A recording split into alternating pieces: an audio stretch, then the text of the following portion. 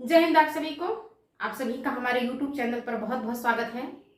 हमारा टॉपिक रस चल रहा है, जिसमें हमने 4 रसों को पढ़ लिया है, जिनमें से हमारा श्रृंगार रस था, करुण रस था, वीर रस था और भयानक रस था।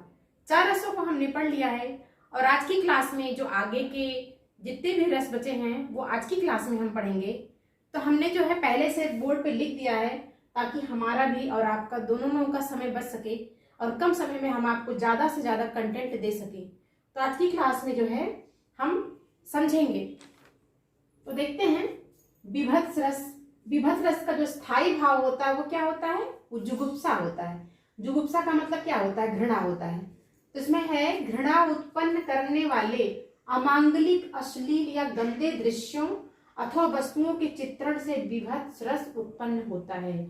यानी कि जहां पर हम किसी अश्लील चीजों को देखते हैं तो हमारे मन में एक घृणा की भावना होती है, या कोई ऐसे गंदे दृश्यों को देखते हैं, जैसे कोई शमशान घाट हो गया, कोई मुर्दे हो गए, तो उन सबको देख के हमारे मन में क्या होता है? एक घृणा की भावना उत्पन्न होती है, जिससे हमारा मन जो है थोड़ा खराब हो जाता है। तो उससे क्या होता है, जहां पर जो है इस तरह के दृश्य दिखाई दें, वहां पे हमारा क्या होगा? वहां पर विभत्स रस होगा। और इसका स्थायी भाव क्या है? जुगुप्सा है। तो उसका उदाहरण देखिए। सिर पे बैठो काग आंख दो खात निकारत, खींचे जीव स्यार अति आनंद उर्धारत, गिद्ध जांग का खोद खोद के मांस उचारत, अश्वान अंगुरिन काट काट के खाद विदारत। इसमें आप देख रहे हैं एक शमशान घाट का वर्णन हुआ है, और शमशान घाट का जो वर्णन है वो बहुत ही घृणित है। इसको एक्सप्लेन करने की इसमें मुझे नहीं लगता जरूरत है, आपको पूरा समझ में आ रहा होगा कि एक लाश है, उस लाश के ऊपर क्या है? सिर पर बैठे काग, कौवा जो है उस लाश के सर पे बैठा हुआ है और दोनों आंखों को जो है खा रहा है निकाल करके, और खींचे हैं जीभ, स्यार जो है उसकी जीभ को खींच रहा है, और उसे क्या हो रहा है? अति आनंद उर्धारत, मतलब उसके जो हृदय में बहुत ही आनंद का भाव उठ रहा है।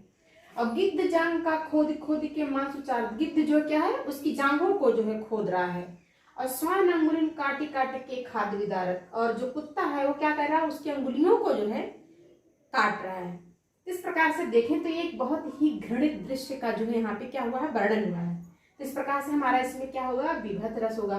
और इसका अगर हम आलंबन देखें, उद्दीपन देखें, आश्रय देखें और विषय देखें तो इसमें क्या है? तो आलंबन क्या हो जाएगा? शव हो जाएगा। आलंबन का मतलब होता है कि जिसके सहारे हमारे मन में स्थायी भाव उत्पन्न होता है, मतलब जिसकी वजह से उत्पन्न होता है हमारे मन में स्थायी भाव, वो हमारा क्या होता है? वो आलंबन होता है। तो यहाँ पे किसकी वजह से उत्पन्न हो रहा है? एक शव ही तो है, उसी शव का ही तो पूरा वर्णन हुआ है यहाँ पे। तो हमारा ये आलंबन क्या हो गया? शव हो गया। उद्दीपन क्या है? उद्दीपन है स्यार, गिद्ध, पशु पक्षी आदि की जो चेष्टाएं हैं, तो क्या है? उद्दीपन है, मतलब कि जो स्थायी भाव को उद्दीप्त करती हैं, मतलब स्थायी भाव को जो और अच्छे से उद्दीप्त कर देती हैं, या बोल सकते हैं कि अच्छे से बिल्कुल विस्तार से जो है दिखाती हैं, जिससे हमारा स्थायी भाव जो है और ही अधिक उद्दीप्त हो जाए। तो क्या है?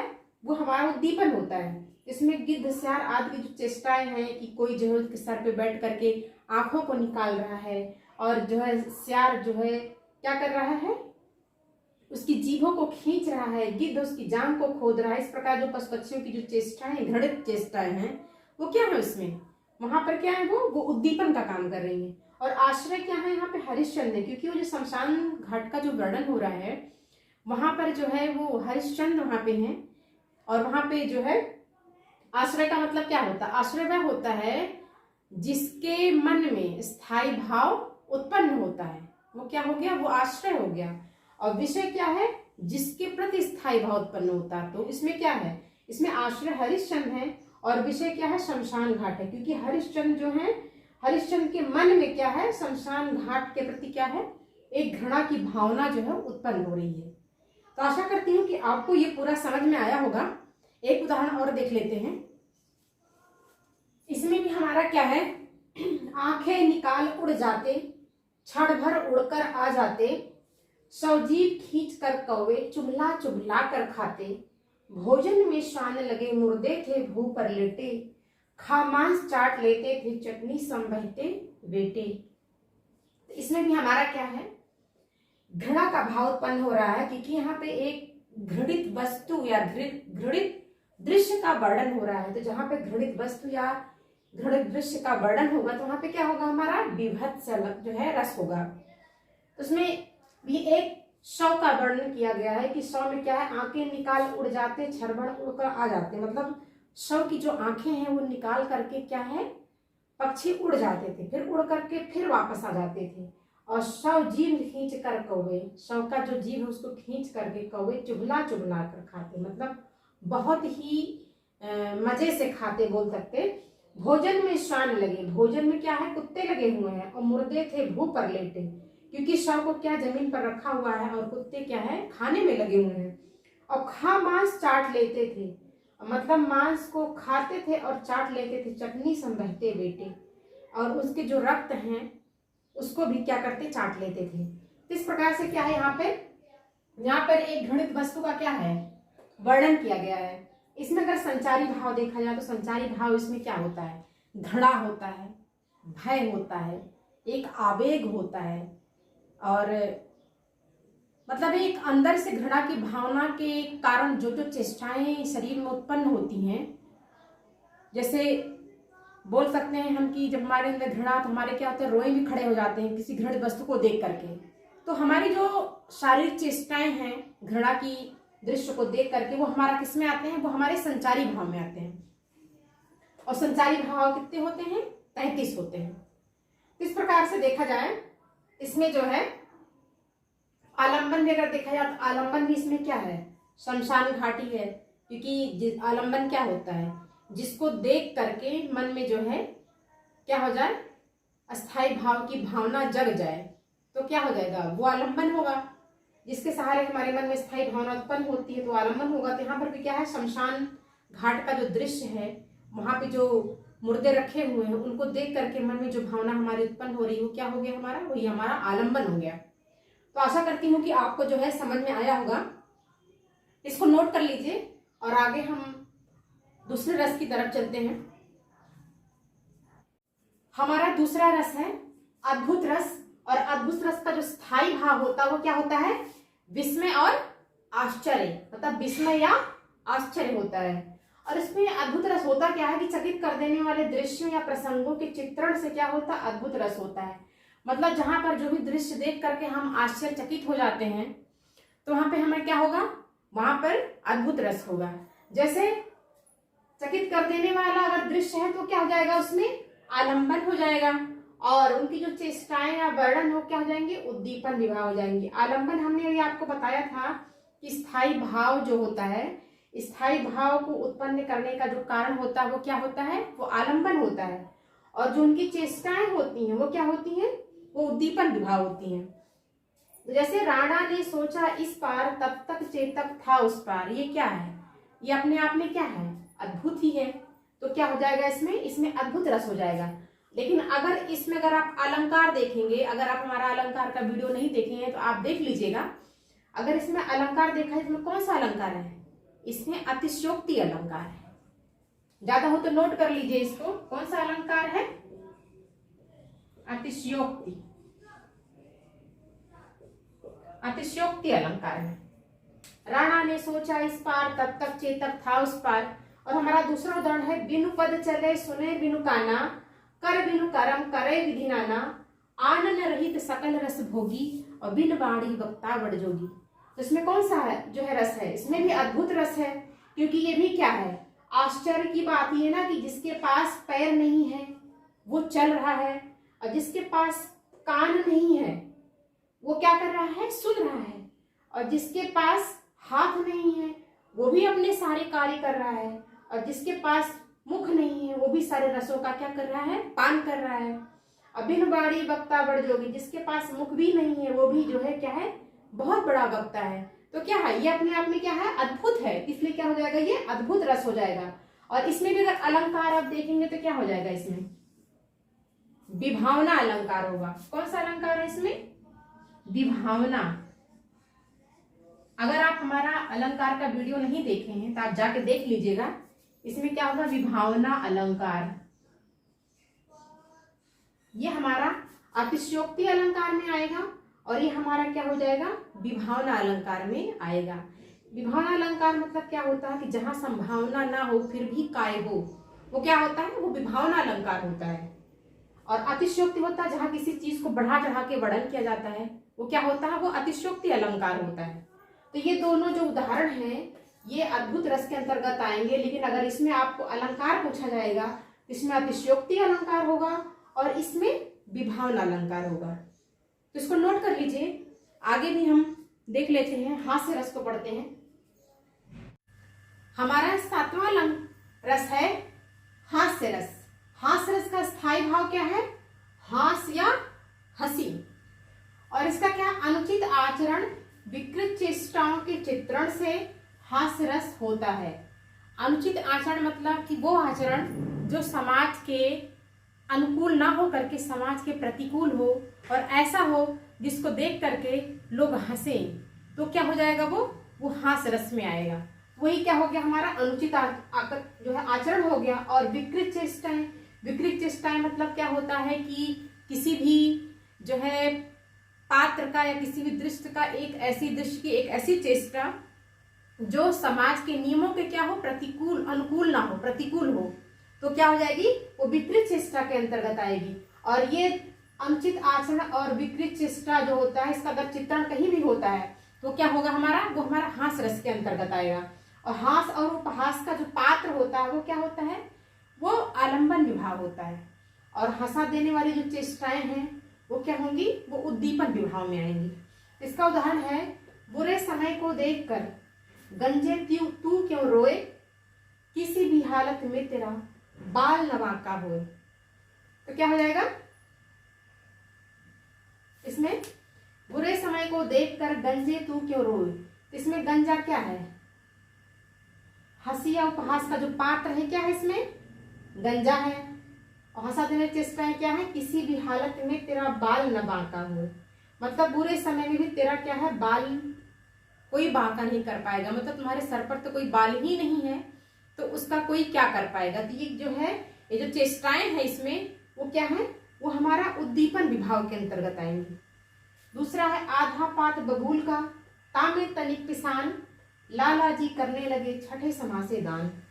छठे क्षमासे दान, तो उसमें क्या है, हंसी और उपहास का जो पात्र है वो आलंबन विभाग होगा। लाला जी क्या हो गए इसमें, लाला जी आलंबन विभाग हो गए। और उनके जो क्रियाक्रम है, उनकी जो चेष्टाएं हैं वो क्या हो गई, वो उद्दीपन विभाग हो गई। उनके जो दान करने का जो तरीका है, छठे क्षमासे दान, ये क्या है, ये उनका क्या है, उद्दीपन विभाग के अंतर्गत वो आएगा। तो आशा करती हूँ आपको हास्य रस भी अच्छे से समझ में आ गया होगा। अगर आपको हास्य रस समझ में आ गया तो इसको नोट कर लीजिए। आगे हम आगे के रसों को पढ़ते हैं। हमारा 8वां रस है रौद्र रस। और रौद्र रस का जो स्थायी भाव होता है वो क्या होता है, वो क्रोध होता है। और इसका जो परिभाषा है वो है, जहां किसी व्यक्ति या वस्तु को देखकर मन में क्रोध की भावना उत्पन्न हो तो वहां पे क्या होगा, वहां पे रौद्र रस होगा। और रौद्र रस में क्या होता है, अपना शत्रु या दुष्ट व्यक्ति जो होता है उसमें क्या होता है, वो आलंबन विभाग होता है। और उनके कार्य या चेष्टाएं क्या होती हैं, उद्दीपन विभाग होती हैं। तो इसमें जो है, जो अनुभाव है वो क्या है, आंखें लाल होना, दांत पीसना, ओठ काटना, अस्त्र शस्त्र उठाना, ये क्या है उनके उसमें अनुभाव होता है। और संचारी भाव जो होता है उसमें उग्रता, मद और गर्व। संचारी भाव वो होता है जो स्थायी भाव को क्या करता है, अधिक पुष्ट करता है। यानी कि अगर हमारे मन में इन 9 जो है, जो स्थायी भाव हैं, उनमें से किसी एक भाव का अगर उठना जो है, एक अगर 9 भाव में से कोई एक भाव उठता है तो उसको और अधिक पुष्ट करता है, तो क्या हो जाता है, हमारा संचारी भाव होता है। जैसे मान लीजिए कि हमारे मन में क्रोध उत्पन्न हो रहा है, तो वो जो क्रोध जब बाहरी रूप से प्रकट होता है तो हमारा क्या होता है, वो संचारी भाव के अंतर्गत आता है।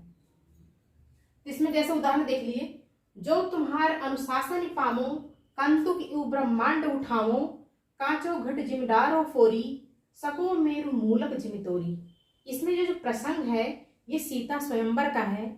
और सीता स्वयंवर में लक्ष्मण का जो क्रोध है वो राजा जनक के प्रति है, क्योंकि उसमें क्या है, राजा जनक ने शिव धनुष को तोड़ने की जो चुनौती दी है, तो इसी जो है प्रसंग में जो है लक्ष्मण को क्या होता है, क्रोध आ जाता है। इसमें जो है आश्रय कौन है, इसमें आश्रय जो है वो जो है लक्ष्मण है।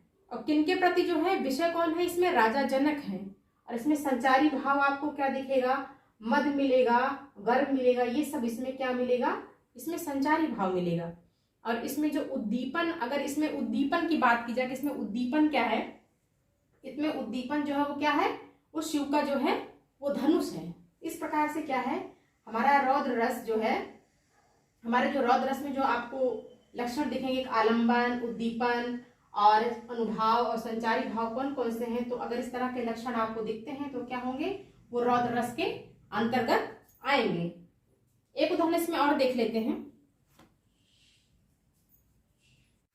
हमारा दूसरा उदाहरण है, श्री कृष्ण के वचन सुन अर्जुन क्रोध से जलने लगे, सब शोक अपना भूल कर करतल युगल मलने लगे, संसार देखे अब हमारे शत्रु रण में मृत पड़े, करते हुए यह घोषणा वो हो गए उठकर खड़े। तो इसमें क्या है, जब महाभारत का युद्ध चल रहा था तो श्री कृष्ण जी अर्जुन को जो है उत्साहित कर रहे थे, उनको तैयार कर रहे थे कि आप युद्ध करो। लेकिन अर्जुन वहां पे अपने सारे नाते रिश्तेदारों को देख करके विचलित होते हैं और युद्ध करने को तैयार नहीं होते हैं।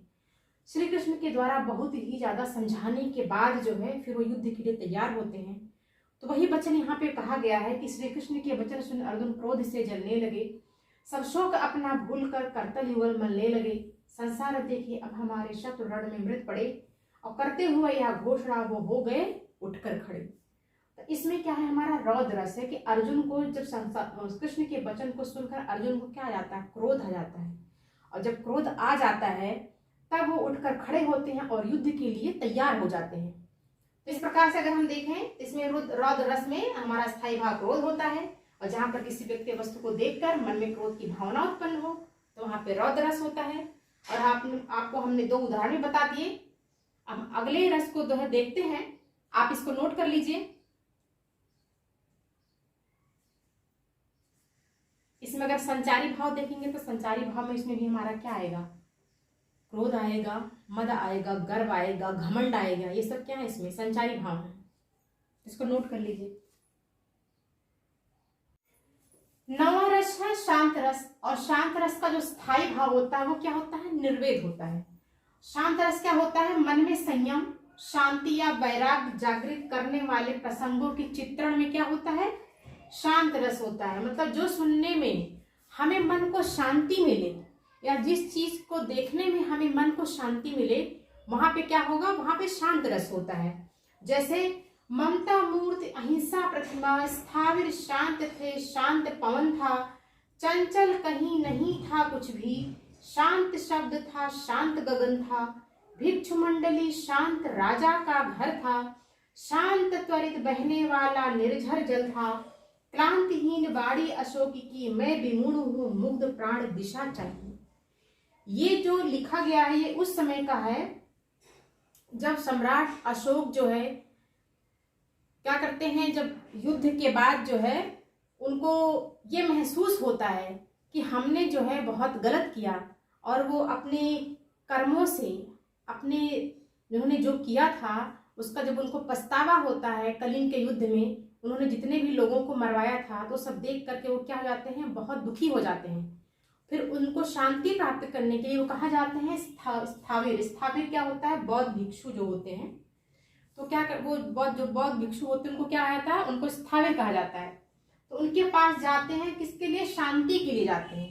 तो वहां पर क्या होता है, इस प्रसंग का जो वर्णन है वहीं के लिए दिया गया है, वो शांति प्राप्त करने के लिए आते हैं। वही कहा गया, ममता मूर्ति अहिंसा प्रतिमा, स्थाविर शांत थे, शांत पवन था, चंचल कहीं नहीं था कुछ भी, शांत शब्द था, शांत गगन था, भिक्षु मंडली शांत राजा का घर था, शांत त्वरित बहने वाला निर्झर जल था, क्लांतिहीन बाणी अशोक की, मैं विमूढ़ हूं मुग्ध प्राण दिशा चाहिए। मतलब भिक्षु के जो है, बौद्ध भिक्षु जो है उनके पास जाते हैं और अपनी शांति के लिए उनसे याचना करते हैं कि जो है मैं विमूढ़ हो गया हूँ, मुझे कुछ समझ में नहीं आ रहा है, मुझे अब शांति चाहिए, क्योंकि कलिंग युद्ध में जो भी नरसंहार हुआ है उससे मैं बहुत क्षुब्ध हूँ, मैं बहुत परेशान हूँ, मुझे शांति के लिए कोई ऐसा रास्ता दिखाइए जिससे हमारे मन को शांति मिल सके। तो अगर इस तरह से अगर कोई आपको कोई भी प्रसंग दिखता है तो उसमें क्या होगा, उसमें शांत रस होगा। तो इसको नोट कर लीजिए। और एक और है जैसे अबलो नसानी अब ना नसई हो। इसमें क्या कहा गया? अबलो नसानी अब ना नसई हो, राम कृपा भव निशा सिरानी जागे फिर न डसई हो। यानी कि मैंने अब तक अपना बहुत सा समय बर्बाद कर दिया, अब नहीं करूँगा। अब मुझे राम की कृपा से भव निशा सिरानी मतलब क्या है? अंधकार जो है हमारा राम की कृपा से हमारी जिंदगी से क्या है? अंधकार जो है निकल गया है। मैं भव सागर तर जाऊंगा और जागे फिर न डसई हो। अब जग गया हूँ, अब फिर मैं उस अंधकार में नहीं जाऊंगा। इसका ये अर्थ है। और इसमें कौन सा रस है? इसमें शांत रस है, तो इसको नोट कर लीजिए। फिर आगे हम वात्सल्य रस और भक्ति रस को पढ़ेंगे।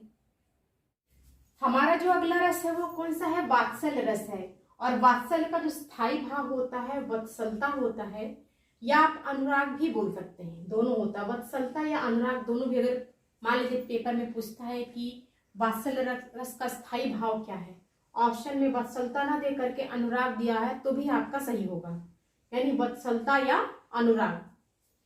इसमें क्या है? अपने से छोटे के लिए स्नेह का चित्रण होने पर वात्सल्य रस होता है। इसका उदाहरण है यशोदा हरि पालने झुलावे, हल रावे दुल रावे मैं लहावे, जोई सोई कछु गावे। हरि अपने रंग में कछु गावत, तनक तनक चरणन सो नाचत, मनहि रिझावत, और बांगे ऊंचाई काजरी धौरी, गैयन टेरी बुलावत। तो इसमें क्या है? ये दो उदाहरण है, इसको आप नोट कर लीजिए। हमारा अगला जो रस है और अगला और आखिरी रस है भक्ति रस, उसको भी देख लेते हैं। इसको आप पहले नोट कर लीजिए। हमारा 11वां और आखिरी जो रस है वो कौन सा है? वो भक्ति रस है। और भक्ति रस का स्थायी भाव क्या होता है? भक्त होता है। जहां पर परमात्मा विषय प्रेम विभाव आदि से परिपुष्ट हो जाता है वहां क्या होता है? वहां पर भक्ति रस होता है। जैसे असुवन जल सींच सींच प्रेम बेली बोई, मीरा की लगन लागी होनी होश हुई। इसमें क्या है? इसमें श्री कृष्ण के प्रति मीरा का जो प्रेम है वो क्या है? स्थायी भाव है, यानी कि उनके हृदय में क्या है? पहले से विद्यमान। स्थायी भाव क्या होता है? जो भाव हृदय में पहले से विद्यमान हो और उचित अवसर पा करके वो क्या होता है? उद्दीप्त होता है, तो क्या हो जाता है? वो स्थायी भाव होता है। सत्संग क्या है? उद्दीपन विभाव है। उद्दीपन क्या होता है? मतलब वहां का जो एक समय होता है या वहां का जो चित्रण होता है वो क्या होता है? उद्दीपन विभाव होता है। आंसू प्रेम बेली का जो बोना है और आंसुओं का जो सींचना वो क्या है? अनुभव है। और शंका और हर्ष क्या है? संचारी भाव है। इस तरह से आज हमारा जो रस है वो जो है खत्म हो गया, और इसका एक मैराथन क्लास बना करके हम इसको दे देंगे आप लोगों को। और आशा करती हूँ कि आपको हमारा वीडियो पसंद आया होगा। और अगर आपको हमारा वीडियो पसंद आया है तो आप हमारे वीडियो पे कमेंट करिए और सब्सक्राइब कीजिए और शेयर भी कीजिए। धन्यवाद।